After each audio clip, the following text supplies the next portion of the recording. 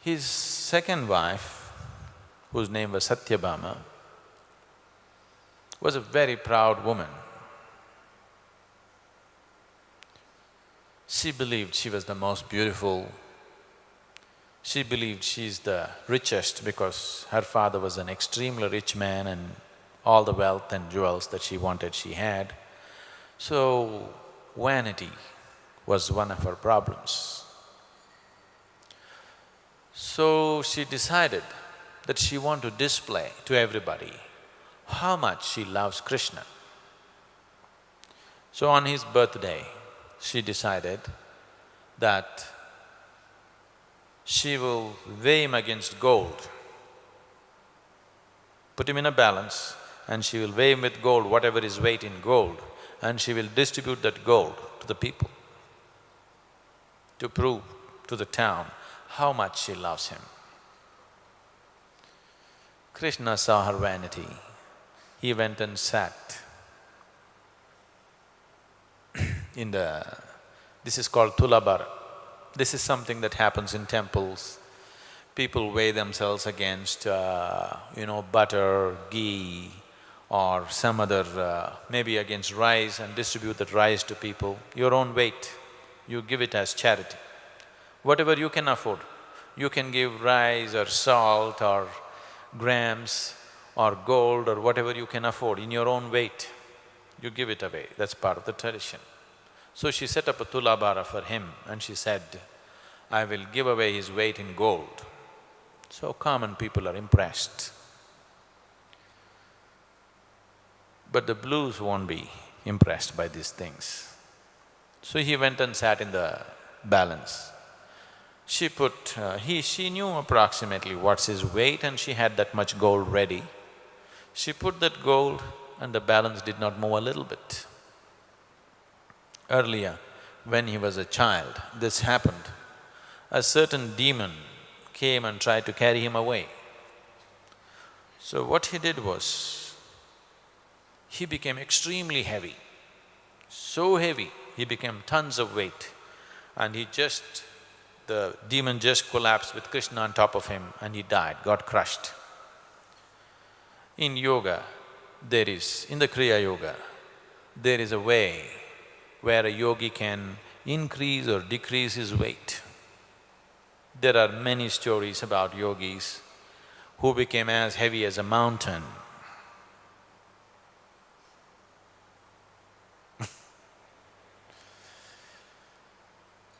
So, he increased his weight and sat in the tulabara. She put all the gold that she thought would balance, it didn't happen. Then people are watching. She asked her servants to bring all the jewelry she had one by one she put, hoping it'll work. She put everything, whatever she wore, she put everything. It didn't move. Then she started weeping, because it was a shame. A whole town is gathered there for this ritual where she's supposed to give Krishna's weight in gold to people, but she doesn't have enough gold. Somebody who was always so proud of her fortune and richness, she didn't have enough gold. Then she didn't know what to do. Out of her desperation, a person that she was always little jealous of and had trouble with was Rukmini. She looked at Rukmini and said, Akka, that means sister, what shall I do? Because this shame is not just for me, this is for me, you and everybody, what to do? So Rukmini looked at the situation and she just went and you see the plant outside just in front of Krishna there, that's called the tulasi plant. She went there, took 3 leaves from the tulasi plant and just put it on the balance. Krishna just went up. So, Rukmini's love was celebrated in many ways because not for a moment did she waver. Because of Krishna, she faced various kinds of situations that she would have never faced as a princess. She would have lived a comfortable life if she had married any other man. any other prince or king. But being married to Krishna, she went through many upheavals that a princess is not supposed to go through. But not for one moment did she falter. She just continued, steadily, constantly maintained her madness for the blue. So Krishna valued this very much and always gave her that status. And even in another situation where he was risking his life to save a sinking ship, at that time also, he told people and went, if something happens to me and if I don't come back, she must be regarded as a goddess. You must build a temple for her because she is worthy of that. Because in these traditions, or almost everywhere in the world except in a few places, the earth has been considered as the mother. I think only in very few places the earth is considered as father. In most parts of the world, the earth is given a feminine quality to it.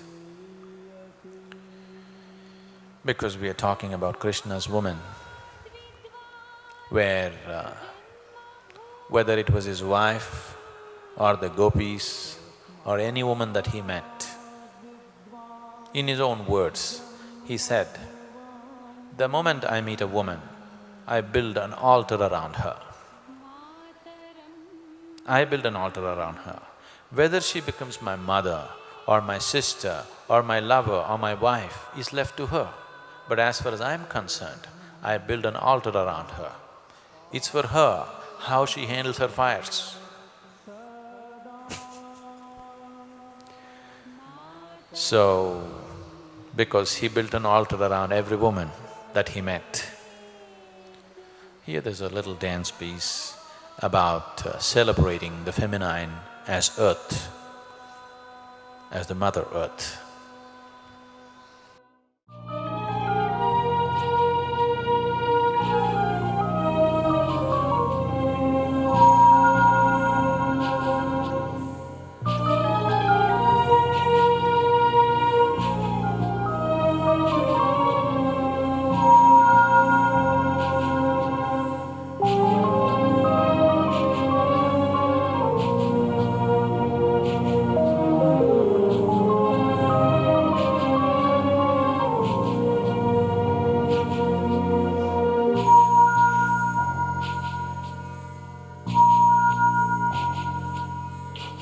जननी जन्मभूमिश्च स्वर्गादपि गरीयसी जननी जन्मभूमिश्च स्वर्गादपि गरीयसी तस्मादित्वां जन्मभुवं मातरं पालयेत् सदा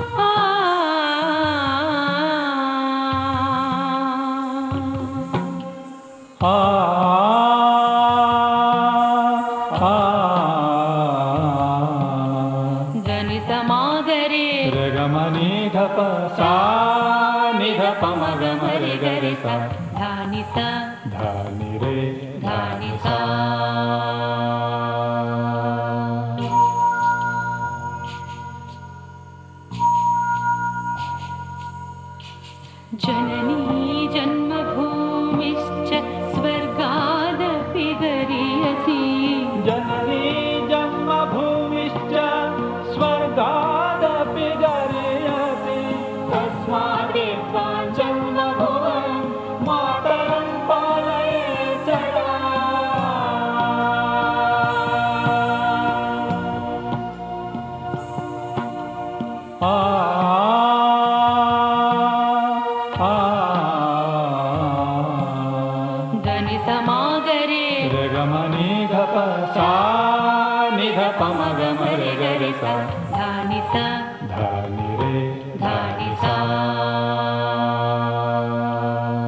ಭೂದೇವಿಯ ಮುಕುಟದ ನವಮಣಿಯೇ.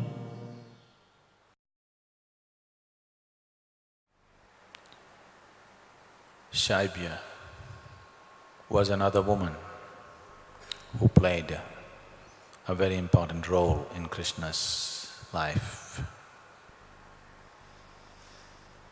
Of course, Radhe was always there in the background, though she was not physically there. She was very much a part of his life in everything.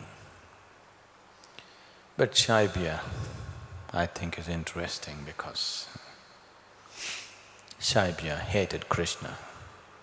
She wanted to kill him.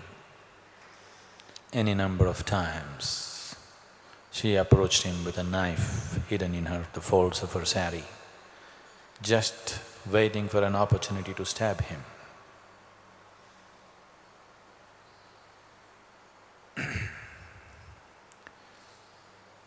Shaibya was the niece of Srigala Vasudeva, the king of Karavirapura. Srigala Vasudeva was a pompous man,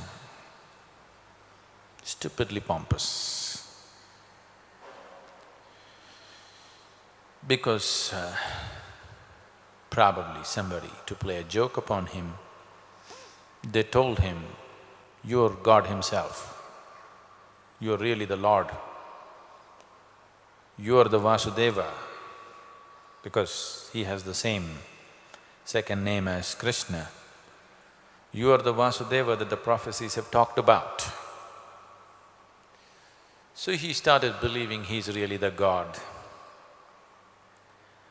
Because there was no other quality in him to make him divine, he started dressing like the calendar gods.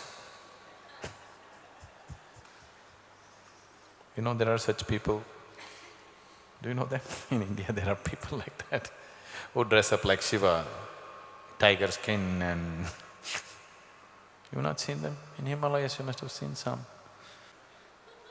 So Srigala Vasudeva was that kind of man.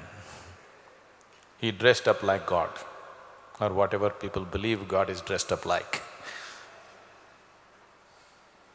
And because the sages and seers and the learned men in the country did not approve of this, he caught hold of all of them. He closed down all the ashrams where the sages and seers lived and put them all in dungeons and prisons. And he announced to everybody, "I am the God, here I am, Vasudeva." You know, yesterday that boy was so cute. You saw that one? So, Srigala Vasudeva sat like that, with a conch in his hand and everything, full works. Shaibya happened to be his niece, and she got right from her childhood brainwashed to believe that her uncle is really God. She is a spirited woman, dark and exquisitely beautiful. A very spirited person, so when she gave herself totally to her uncle, really believing he's God. So anybody who said anything against his godhood would just disappear. Of course, into the lap of God.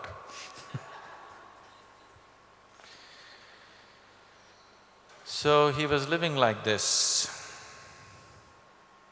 and because Srigala Vasudeva happened to be a Yadava, that is the same community and tribe as Krishna, when Krishna had to escape from Mathura, people told him, "Go to Srigala Vasudeva, he'll give you refuge." But on the way when he was going, he happened to meet Parashurama, the great sage, the warrior sage. Parashurama said, "Srigala Vasudeva is a pompous man. He has no sense in his head. He may just sell you off for any reason. And for that matter, Any king may sell you off for any reason. Kings, rulers of nations, they are not reliable. They're only thinking what is advantageous to them. They may just sell you and have you dead. So don't go there. And he took them to the Gomantak, where the Garuda tribe lived, and the Garuda tribe served Krishna till the end of his life. That crippled boy who was restored his walking ability or Krishna restored his legs into a normal stage. This boy, Vainteya, stood by Krishna till his last breath. So at that time, Krishna did not go to Karavirapura, but later on he went because Srigala Vasudeva was making an alliance with Jarasandha, the tyrant emperor who had imperial ambitions of conquering everybody brutally. So, when Krishna arrived and sent a messenger saying he has come and he wishes to talk to him, the pompous fool said, how dare he comes here? I am the god, is he coming to claim his godhood? He was just not here, he was airy man. But somehow, Shaibya, a very spirited and sensible girl, was trapped in this thing that she really believed that he is God and she worshipped him. And to enhance his power, she was the brain in many ways.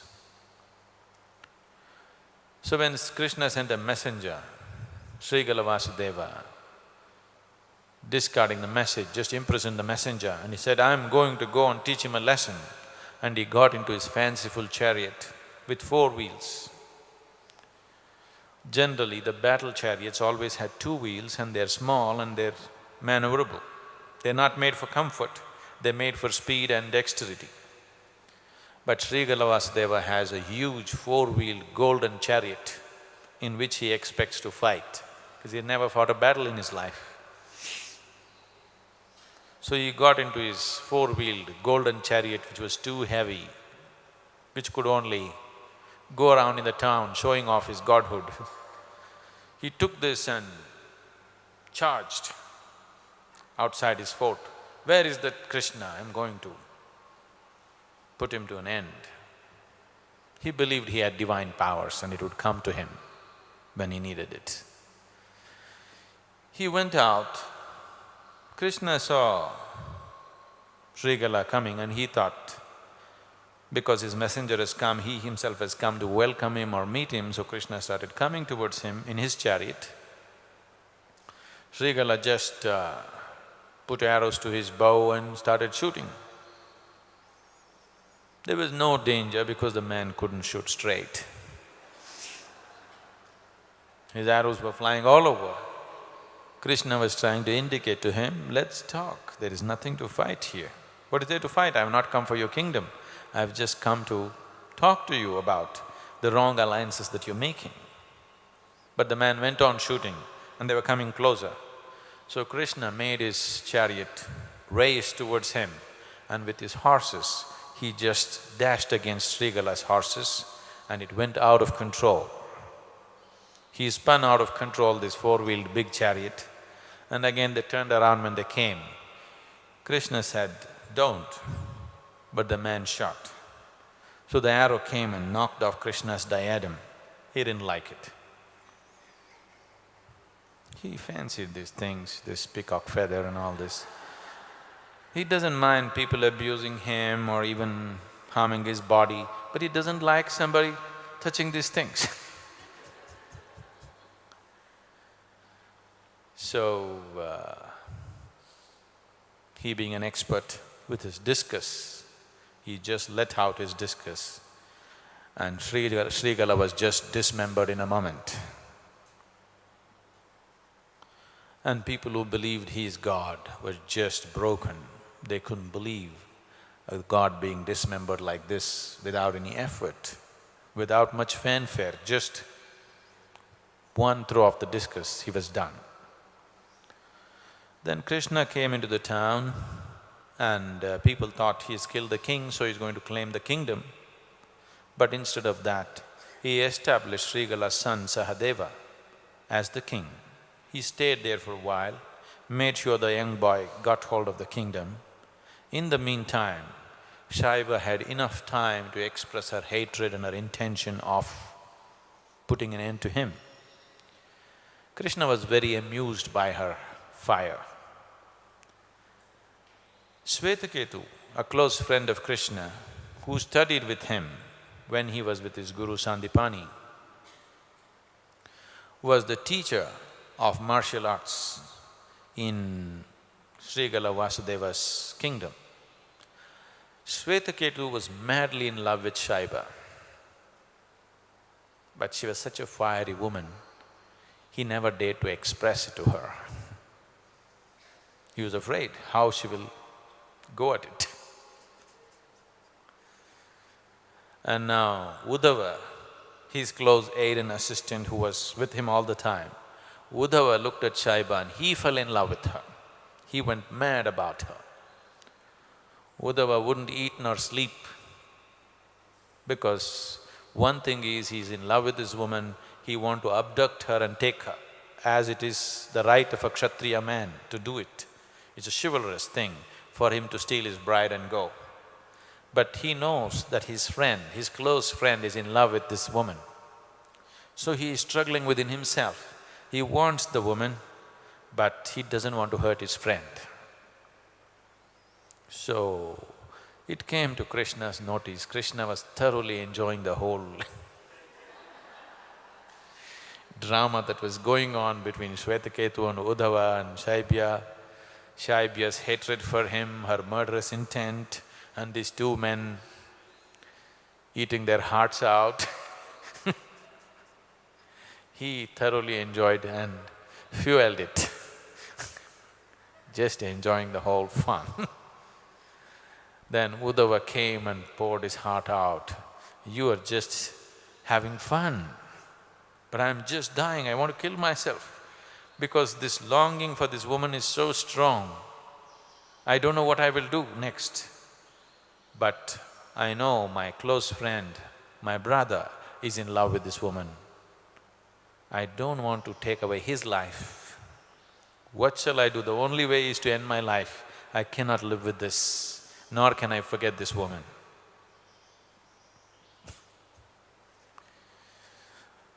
Then Krishna said, shall I tell you what I do with women?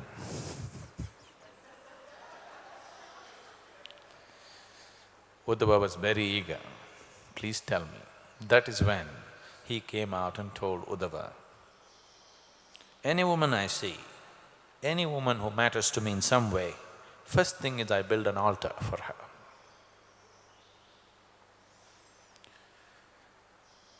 If she is a raging fire, it is one way. If she falls into another mode, she is another way. So she could become my mother, she could become my sister, she could become my wife, she could become my lover, she could become anything, it's her choice. But as far as I'm concerned, I will build an altar of love for her. What she becomes to me, I leave it to her. You also do that. You build an altar for Shaibya. Let Swetaketu also build an altar for Shaibya. Another 1,000 men build altar for her. But what she becomes is left to her. In what way she wants to relate to you, you leave it to her. Uddhava said, oh, that is very hard, and if I do that, I may not get her. So Krishna said, that is the problem with you. You want to get her, she's not a thing. She's not something that you can possess. If you possess her like that, forcefully if you take her, maybe you can take her body, you will never know the joy of being with another being. You will miss the whole point. So you are just treating her as a wayside fire to warm yourself for a few days. That is adharma. That is unrighteousness. This is not the way. You're standing next to me, you are my aid in establishing this dharma. Let it percolate into every aspect of your life. It is not about talking dharma to other kings and we doing what we want with our lives. Let dharma come into our life. I have told Shvetaketu also the same thing, to build an altar for her and wait. Let's see which way she goes. Once you have built an altar for her, she is your sacred fire. She will always warm you in some way. Because she is precious to you, in some way she will be beautiful to you, in some way she will be nice to you. Oh, this is so hard what you are saying, Uddhava said. The solutions that you give are so hard, it takes life. So Krishna said, yes, it is hard. To live by dharma is hard. It is not easy life, but it's a fulfilling life. It is very, very fulfilling to live like this. I never said it is easy. And above all, if you live like this, you can have many fires going in your life. Any number of fires going in your life, which will keep you warm always in different dimensions. You can enjoy life in all dimensions.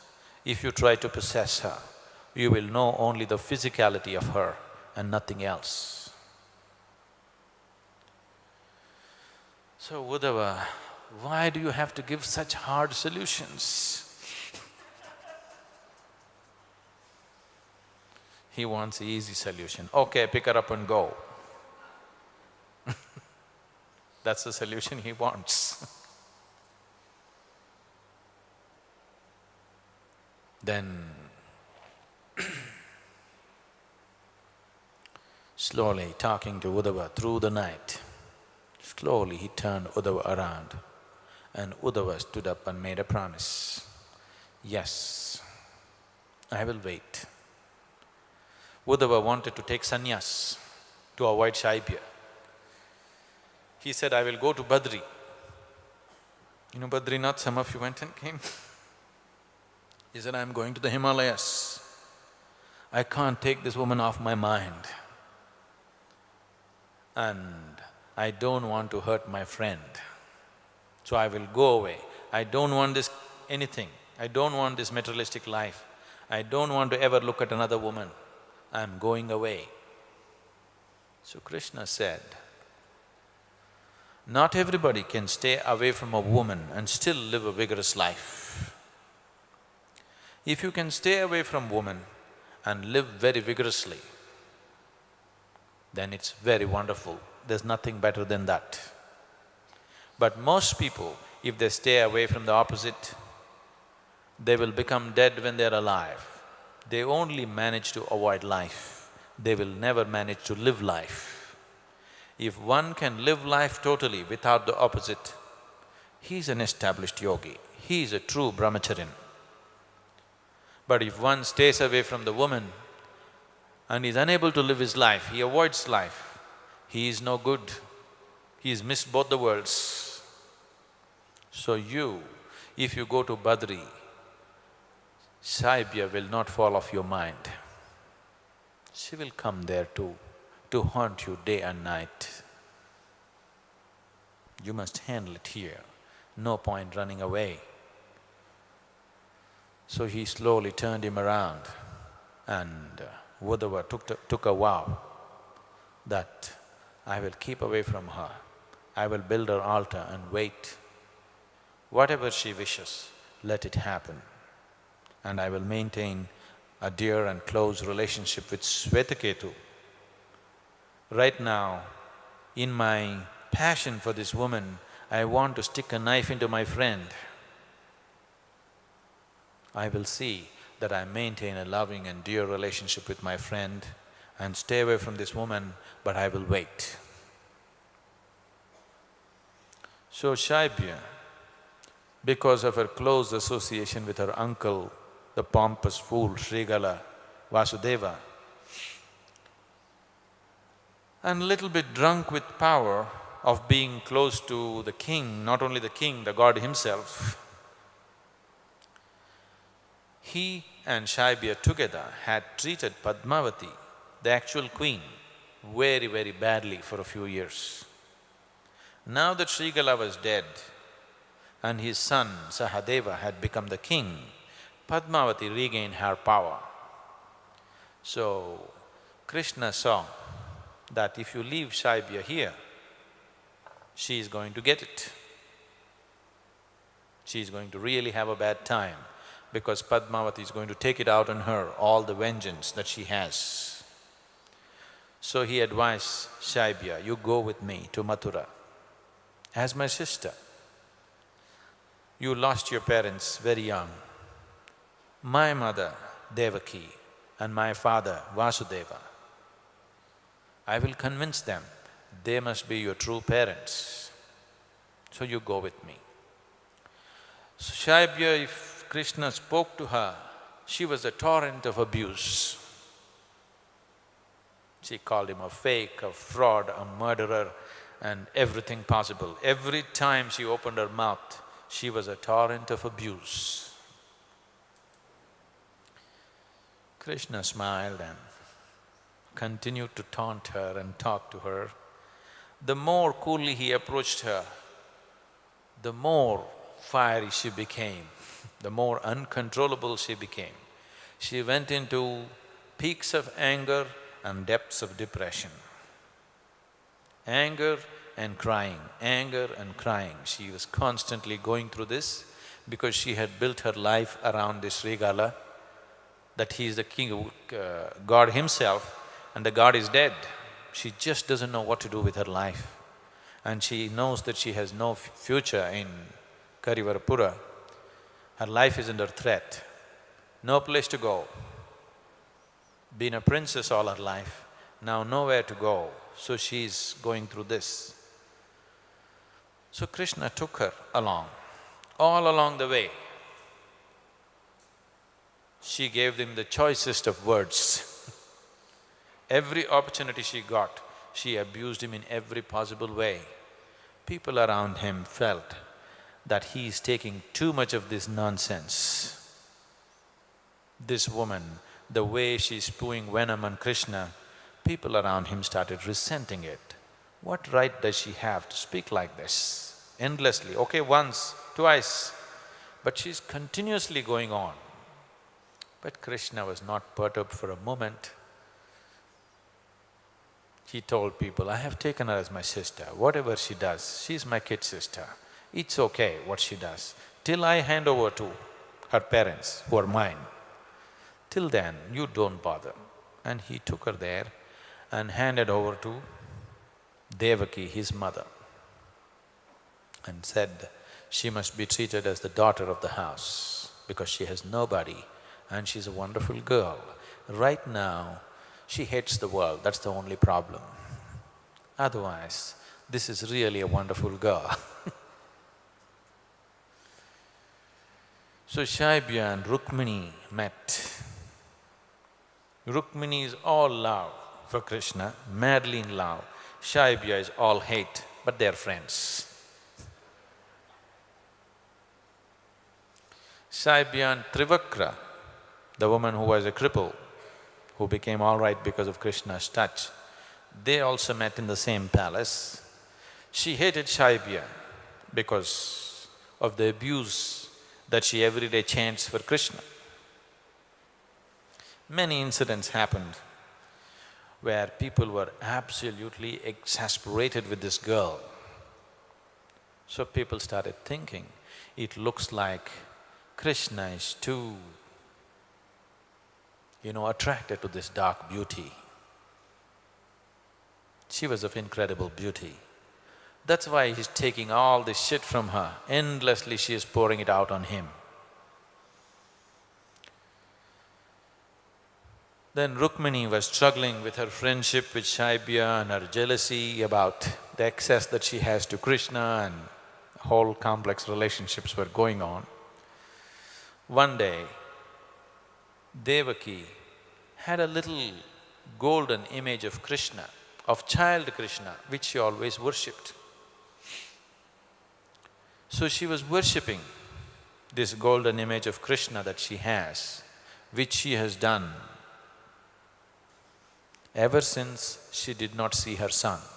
He was born in the prison and taken away. For 16 years, she did not see her child. So the only thing that sustained her was this golden image of a baby, which she worshipped as God and kept it with her. This was most dear to her. Still she is worshipping the infant image of Krishna. Now Krishna has come back as a grown-up man, still she is worshipping this. So Shaibya came and very recklessly said, "What are you worshipping? Whose image is that?" Devaki said, "This is my God." "Who is your God?" she asked.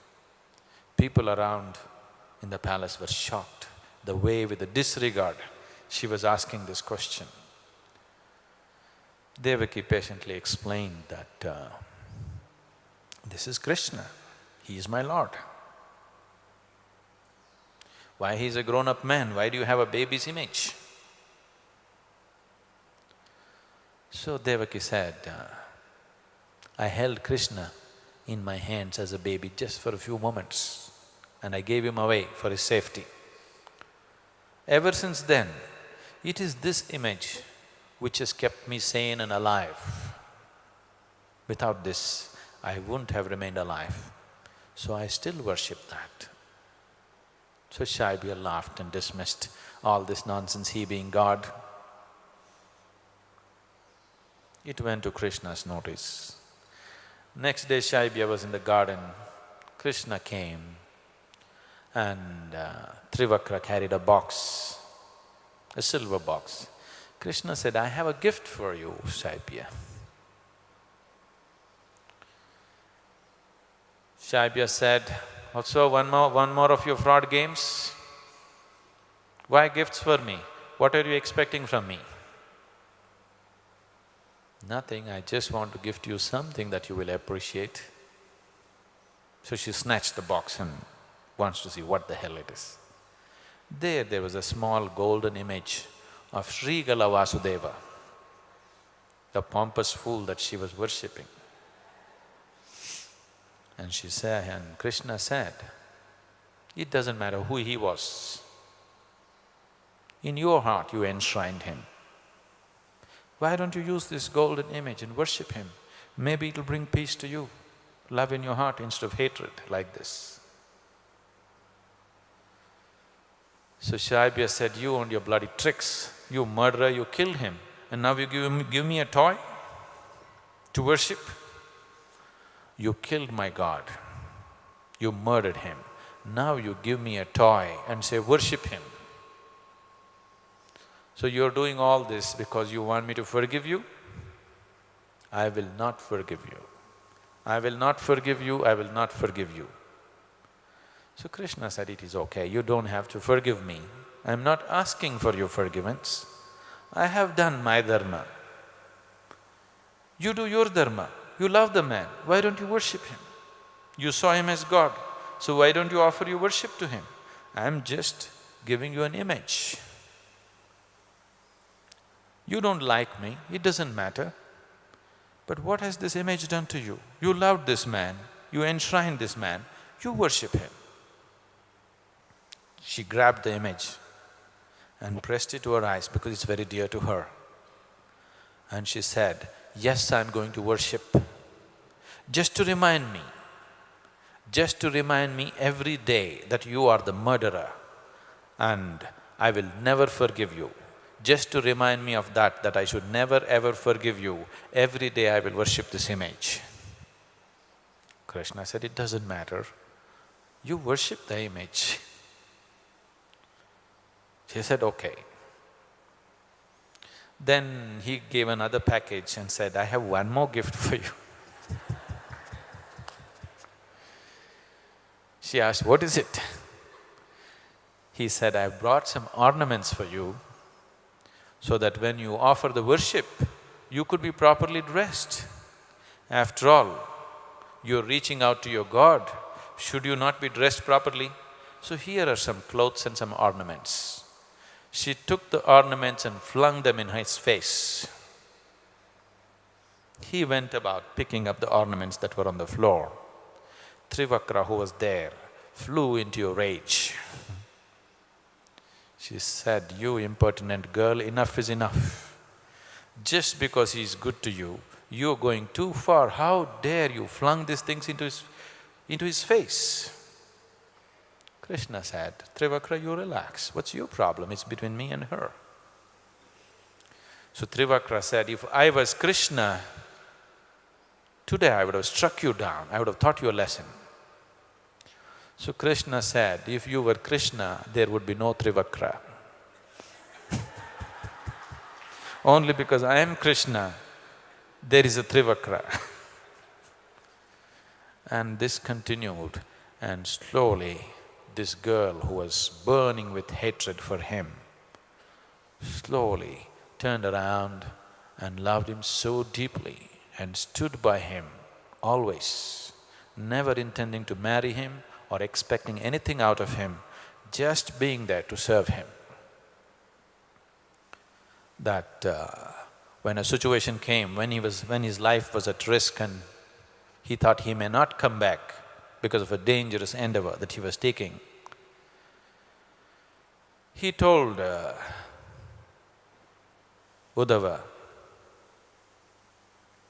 he gave his discus, which was his most precious possession, because he made this with his own hand on Gomantak Hill and had it empowered with Parashurama's blessings. This was his most powerful weapon. So he told Uddhava, "If I don't come back, this discus, this Sudarshana Chakra should go to Shaibya." That was the highest honor for her. So when Rukmini came to know about this, that he gave Sudarshana Chakra to Shaibya, not to her, she suddenly realized the shortcomings with which she was living.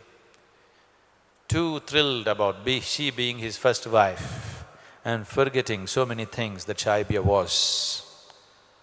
And after that incident, Rukmini insisted that Krishna must marry Shaibya, and she made sure that he took her as his wife.